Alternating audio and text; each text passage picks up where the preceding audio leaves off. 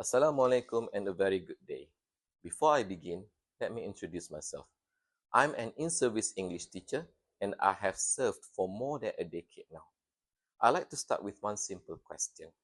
How many of you have ever felt nervous when speaking English, especially to the public? Your tongue might get tied, you lost your words, you're feeling anxious, you keep questioning yourself, am I making a grammatical mistake? You do? You are not alone because most Malaysians have encountered this before. And that's what I like to talk about today. This is related to the issues and challenges in English education in Malaysian primary schools. Why do I choose to talk about primary schools? In my opinion, early education is crucial and important in a child's language development. Without further ado, let's move to point number one. Different levels of exposure to English. Let's consider these two situations. Ali from a rural area, perhaps a small village, and Sarah, a student from urban area, the city. Sarah might grow up with Netflix, YouTube, full access to the internet, or even parents that use fully English at home for communication, which means she gets a lot of exposure to English.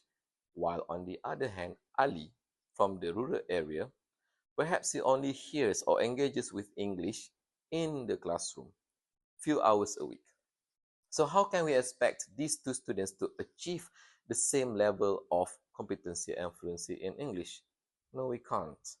This I consider as one of the biggest challenges in education system pertaining English in Malaysia, the urban and rural gap. And this gap needs to be addressed so that no one will be left behind. We can't just simply ease the curriculum and syllabus to accommodate students like Ali, because it would be unfair and biased to students like Sarah.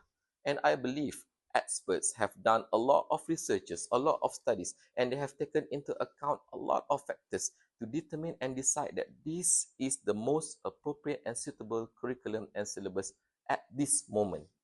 So how can we help students like Ali? On top of my head, I think that all schools in Malaysia should be equipped with almost the same facilities. What do I mean by this? Some schools in the urban areas, they are shifting from using whiteboard to smart boards. They are using projectors. They are using smart TVs in the classroom. They have good audios. While on the other hand, there are still schools in the rural areas rely solely on generators for electricity. And these schools don't even have full internet access. So if we don't address this gap, it will get bigger over time. Moving on to point number two, over-dependency on exams. How many of us have studied English just to pass an exam? I did. I was a I am a product of a system that relied heavily on exams. I sat for UPSR, I sat for PMR, and I sat for SPM. Not to say that these exams are not important, they are important, but it takes away the major component of acquiring a language, which is communication. What I did back then when I was in school, I memorized a lot of essays, I memorized all grammatical rules, I did a lot of comprehension practices just to pass an exam. Yes, and I did pass. But then when I further my study, I was awarded with a scholarship from the government to study abroad. When I arrived there, where I confronted with a native speaker of English, I realized at that point I couldn't speak at all. Although I can read English well, I can write English well, I couldn't speak. I lost my words. I froze. And that reminded me about foreigners in Malaysia, people from Bangladesh, people from Nepal. When they come to Malaysia, they don't know how to speak the Malay language. But after a few months, they are really fluent. They can talk to the locals. And from that point, I realized they are learning not for exams, they are learning for survivals. Same case to mine. And I did acquire English again when I was there just to survive. This proved the point that learning for exam is acquiring a language doesn't mean that passing an exam. It is meant for communication. You need to have the competency and the fluency to use the language for communication. Moving on to point number 3, teachers' competency. Teachers are also human. We cannot deny the fact. There are teachers who are really good. They are amazing. They are role models. But then there are also teachers out there who are struggling, who don't have the confidence to use the language, who are not comfortable to use the language in the classroom. And these teachers would come up with reasons like, I don't have to use English in my class, in my lessons, because no one will understand me. Yes, there are methods in traditional school like grammar translation methods, like code switching, that utilize the students' mother tongue in the acquisition process of the second language. But then that's not the justification that can be used to